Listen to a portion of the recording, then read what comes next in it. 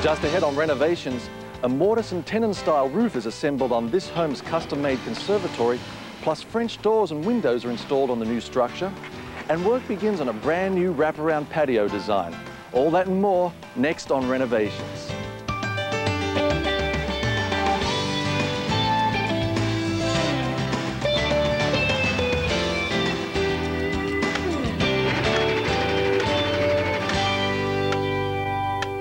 Hello and welcome to Renovations. I'm Bart Shadlow. For the past few weeks, work has been going on to transform the exterior features of this English-style manor home. Bricks from the existing patio were removed to accommodate a new finish and design, and over here a screened-in porch was demolished to make way for a custom-built mahogany and glass conservatory. The sills, posts and headers for the conservatory walls have gone up, and now assembly has begun for the roof of the new structure. Let's take a look. I'm here with Rob Suman, who actually designed this conservatory. Rob, what's this you got in your hand here? This is the hub. This is where the hip rafters will tie in around the octagonal section of the conservatory. All right, okay, so this goes on the end of the roof ridge? Exactly. As you can see here, this actually attaches to the end of the ridge beam and accepts all the hip rafters as they come into the octagon. So what's Rob using here? These 6-inch bolts? Yeah, they're 6-inch by 3/8 bolts. It's very important that that hub is very securely fastened. We've got a lot of structural things happening here in order to accommodate the local snow load. Right. Looks like he's got this in now. We're ready to put in the rafters? That's the next step, yes. Great. Like the wall structure, the roof rafters are secured using a mortise and tenon system. The rafter is dropped onto the tenon block in the header and secured into the mortise on the ridge beam. The hip rafters are installed first to give added support to the ridge beam. You got it? Yep. It's fitting together nicely, Rob. Yes, it is. It's moving right along. Hey, Rob, what are these shorter pieces you're putting in here? These are jack rafters. What they do is they actually split the area of glass in this bay, so our glass pieces are not too large. Uh-huh. Well, while work continues on the roof of the conservatory, let me explain to you what's happening with the drainage system. We've got 2 lines coming to this point here. One is coming off of the roof of the house, and it's diverting water away from where the new patio will be, just to avoid erosion and other problems like that. And then this line here is actually coming from the conservatory itself. It serves 2 purposes. One is that it drains the indoor pond that will be inside the conservatory, and it will also drain the conservatory floor itself. The owners want to put plants inside the conservatory. They want to be able to water them and hose the area out. So this is going to take that water out of there. Coming up, the roof glass goes in and the French doors are installed.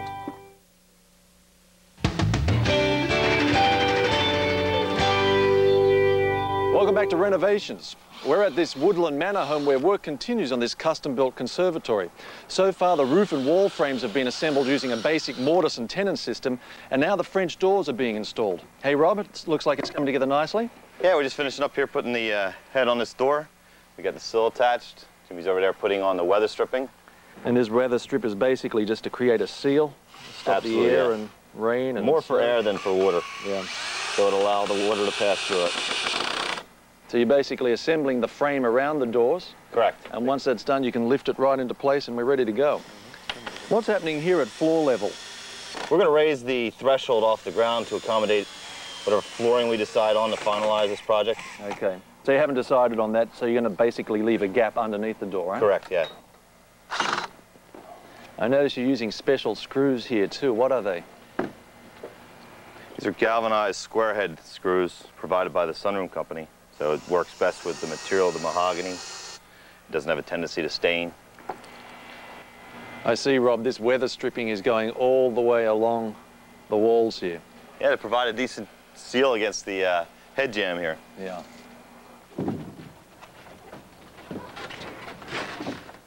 Once the French doors are lifted into the frame opening, they are checked for level and secured into place. Well, as you can see, the French doors are nicely in place. And if we climb up here, we'll meet Rob Suman, who's putting in some of the ceiling glass. Hey, Rob. How are you? I'm well. How's it going? Good, good. What Tell we're doing us. here is running some foam tape as gasketing to protect the glass from the wood. And it also will give a watertight seal. Right. And then what happens after that? Well, we'll peel these release liners and then lay the glass in place. Of course, we will pad the eave detail so that the glass is nicely padded and well supported. Yeah, yep. And what we have here is a weeping system, which actually takes inside condensation that may build up, and it channels it through these weep holes and out of the system, so we don't end up with any moisture falling on the wood and staining it. So, Rob, once you've laid these pieces of glass in, how do you then affix it to the roof itself? Well, that's done in two different ways. First of all, we apply a foil-faced butyl tape. This is very adhesive material that will span basically glass-to-glass joints. So this will be doubled up on these hip rafters, and we'll run it up the vertical plane. Yep. And then another piece will actually go on this side, overlapping. And that creates a watertight seal. Yep. Essentially, after this material is applied, the roof is basically watertight. Right. So what's this? This is like, is it tar-based? Yeah, it's actually a butyl material, rubber-based. All right. Got this edge? Yep, I got it. I got the bottom edge here, Robert. You got it? Yeah. As the roof glass is installed, the pieces need to be maneuvered around these metal collar ties, which have been attached between the roof rafters for support. Ready, Dutch? After the glass in the hip rafters is installed, the larger pieces can go in.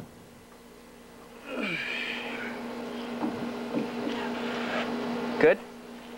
That's it. The final piece of roof glass is left out, so the roof vents can be installed at the top of the structure. There you go. Not upside down. You guys have it now. It's all yours. Can you get on that lower corner for them? Try to set it a little high on Dutch's side so we can get that bottom glass in. All right, boys. Before you go anywhere, that glass over there we need next. All right. Well, Rob, it was a bit of a struggle, but it looks like you've got these roof vents in now. Yes. The reason we have these up here is to get a convection current. These will ventilate the hot air that rises through the building, and will pull in cooler air through the windows down below. All right. These suction cups are pretty impressive. How do they work, Rob? Well, there's a gasket around the outside edge, and you'll see Rob pumping that up. He's actually evacuating the air out of between the glass and the cup, and it really has something like a 300-pound holding power for each cup. Wow. So they're very effective.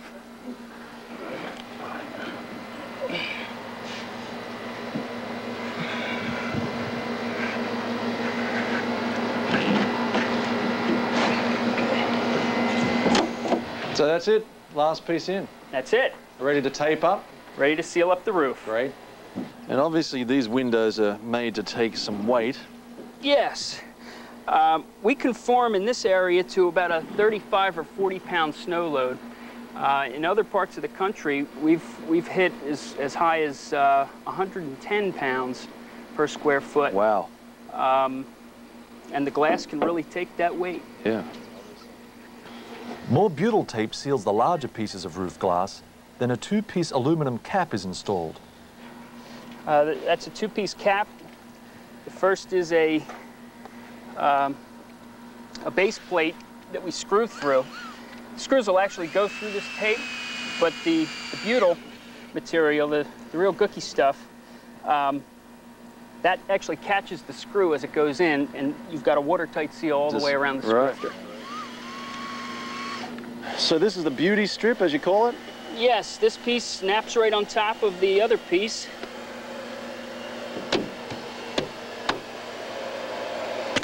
And there it is. There it goes. And then we have a little end cap that goes in here so you can't see up the tube. And that's the end. That looks great. Up next, the conservatory's indoor pond is built and work begins on the new patio design.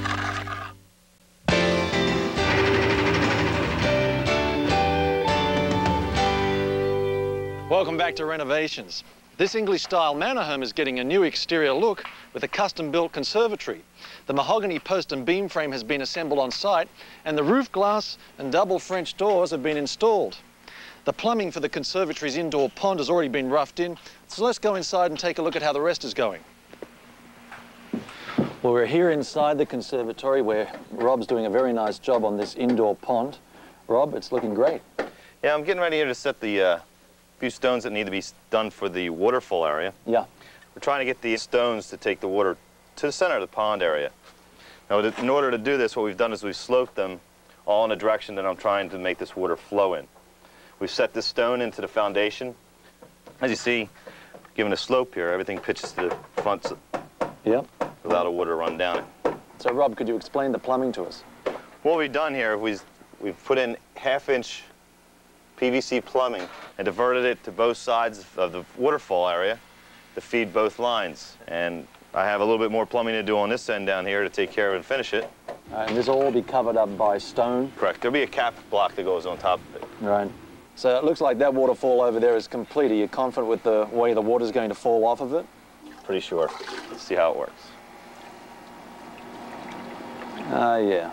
It looks nice. I love the color in the rock too. It really brings it out. It's a nice blend of natural colors that you would see in nature, but what's nice about it too, we bring out the mahogany look that's going to be the matching colors here, and the eventual brickwork that we had from the original house that we took out of the patio that's going to be used here. Great. Well, it's looking fantastic. I'll leave you to it. Thank you, Bart.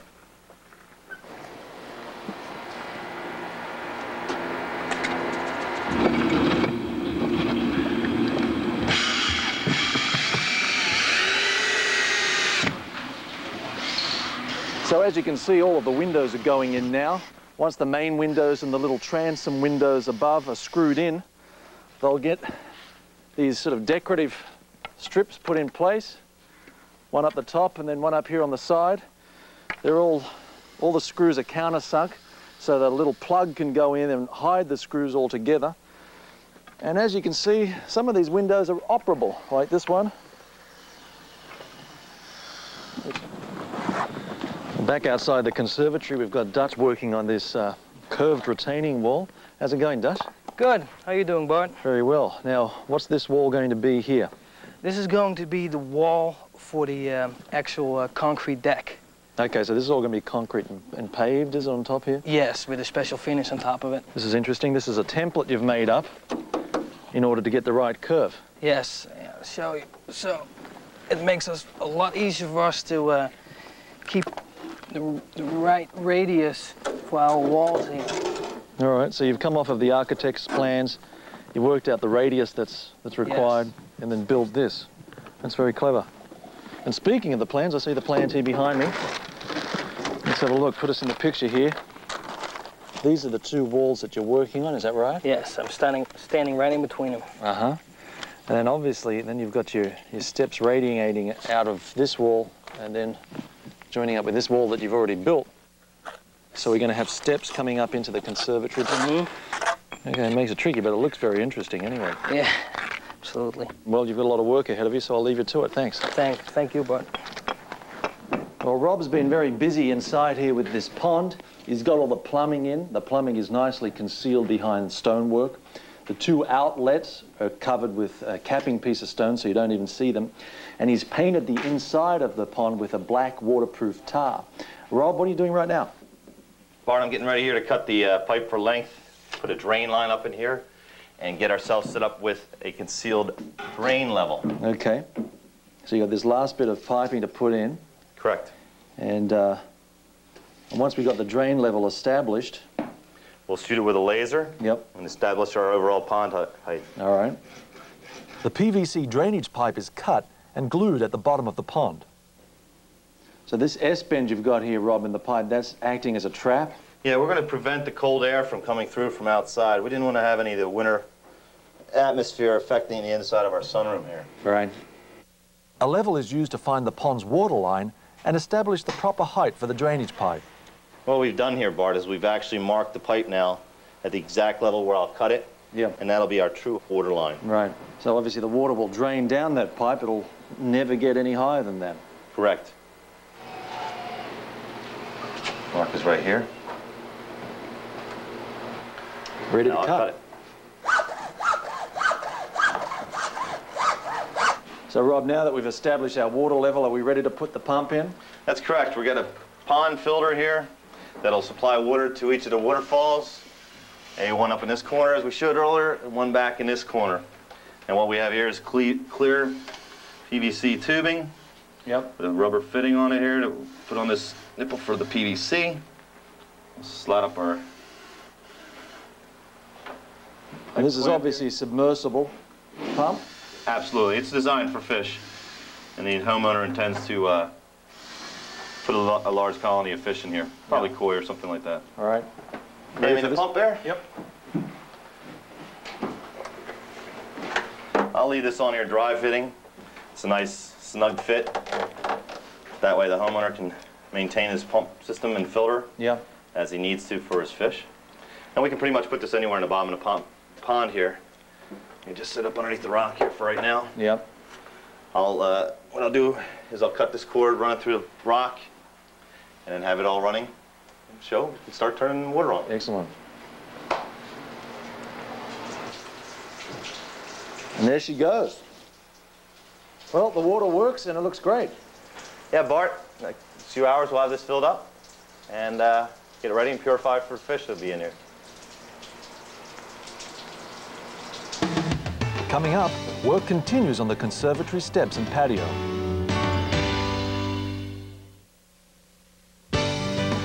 For questions or comments, please write to Renovations, care of HGTV, Box 50970, Knoxville, Tennessee 37950. Be sure to include the episode number and your daytime telephone number.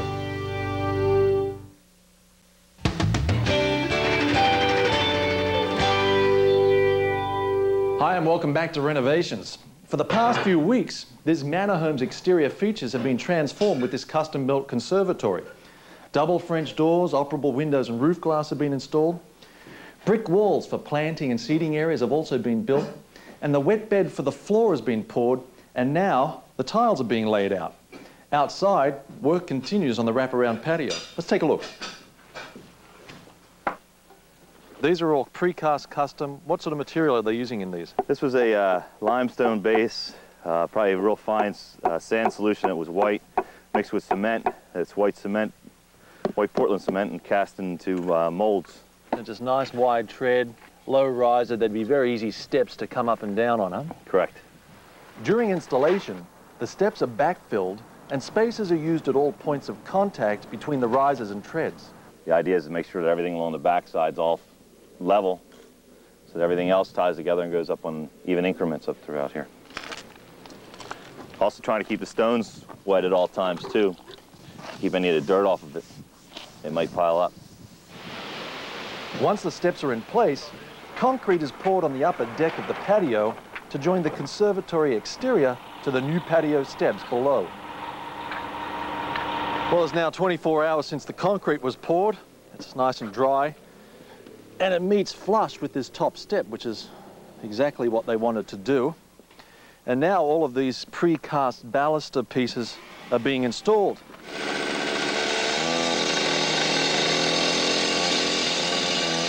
Steve, these look great. Are these all custom pieces or are some of them standard?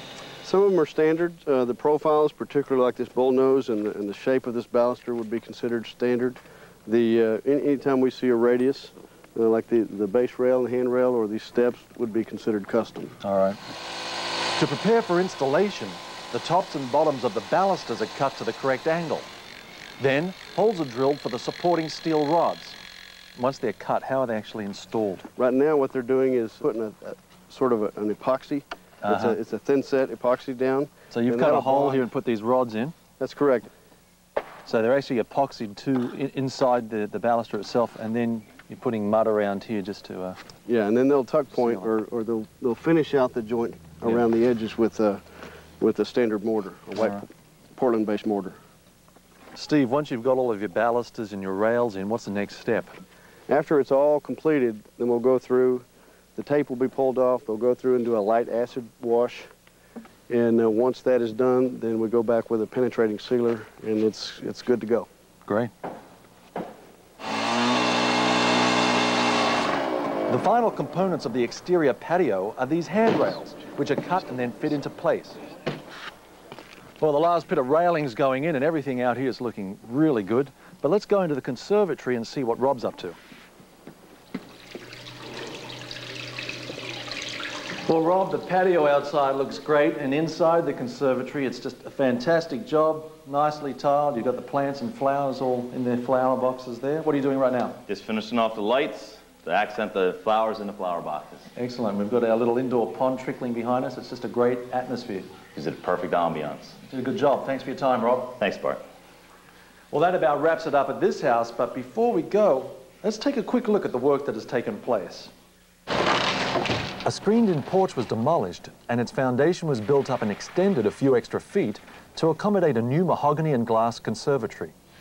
Double French door entryways were built on either side of the new structure, and operable windows, roof glass and vents were installed and capped. Plumbing for the conservatory's indoor pond was also installed, and the pond stonework was completed to match the natural color of the conservatory's mahogany interior. And finally, old patio bricks were removed to make way for a new wraparound design which joins the patio and conservatory areas into one layout. Well, that's all the time we have. Thanks for watching. Be sure to join us again for more home improvement projects next time on Renovations.